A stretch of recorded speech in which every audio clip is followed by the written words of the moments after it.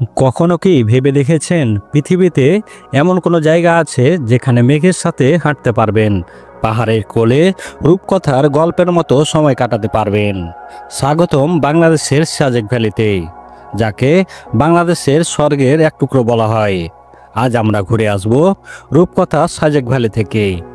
আজকের এই ভিডিওতে আমরা জানতে পারবো সাজেকের সৌন্দর্য, ইতিহাস, ঘোরার জায়গা আর কিভাবে এখানে পৌঁছাবেন। তাই ভিডিওটি শেষ পর্যন্ত দেখুন। সাজেক ভ্যালি বাংলাদেশের রাঙ্গামাটি জেলার বাঘাইছড়ি উপজেলায় অবস্থিত। এটি বাংলাদেশের উত্তর পূর্বে ভারতের মিজোরাম সীমান্তের কাছে। এর উচ্চতা সমুদ্রপৃষ্ঠ থেকে প্রায় 1800 ফুট। আর এই উচ্চতার কারণেই এখানে মেঘ এত কাছে চলে আসে যে মনে হয় আপনি মেঘের মধ্যে হারিয়ে যাবেন।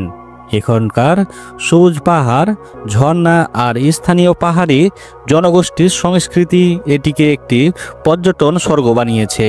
সাজেকের নাম এসেছে স্থানীয় লুসাই সম্প্রদায়ের ভাষা থেকে, যার অর্থ উঁচু জমি।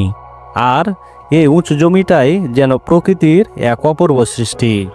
সাজেক ভ্যালি শুধু প্রাকৃতিক সৌন্দর্যের জন্য নয়, এর সমৃদ্ধ ইতিহাস এবং সংস্কৃতির জন্য বিখ্যাত।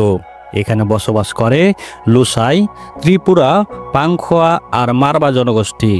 তাদের ঐতিহ্যবাহী জীবনযাত্রা, রঙিন পোশাক আর হস্তশিল্প আপনাকে মুগ্ধ করবে। এই অঞ্চলে মানুষেরা খুবই অতিথিপরায়ণ, আর তাদের সাথে গল্প করে আপনি জানতে পারবেন পাহাড়ি জীবনের গল্প। এখানে প্রতি বছর বিভিন্ন উৎসব পালন হয়, যেমন বৈশাখী উৎসব, যা ত্রিপুরা এবং অন্যান্য পাহাড়ি সম্প্রদায়ের নতুন বছর উদযাপন। আর খাবারের কথা, স্থানীয় বাঁশের শুটের তরকারি বা পাহাড়ি মুরগির ঝোল, এগুলো মিস করলে চলবে না। এবার আসি সাজেকের প্রধান আকর্ষণ নিয়ে। প্রথমেই বলি কোয়াংলাক পাহাড়ের কথা। এটি সাজেকের সবচেয়ে উঁচু পয়েন্ট। এখান থেকে মেঘের সমুদ্র আর পাহাড়ের দৃশ্য দেখলে মনে হবে আপনি স্বর্গে পৌঁছে গেছেন। তারপর আছে রিসাং ঝর্ণা। একটু হাইকিং করে পৌঁছাতে হয়, কিন্তু ঝর্ণার ঠান্ডা পানি আর চারপাশের সবুজ আপনার সব ক্লান্তি দূর করে দেবে। সূর্যোদয় আর সূর্যাস্ত দেখার জন্য হেলিপ্যাড এলাকা সবচেয়ে জনপ্রিয়। ভোরে মেঘের উপর সূর্য ওঠার দৃশ্যটা একেবারে মুগ্ধকর। আর রাতে আকাশে অগণিত তারার মেলা।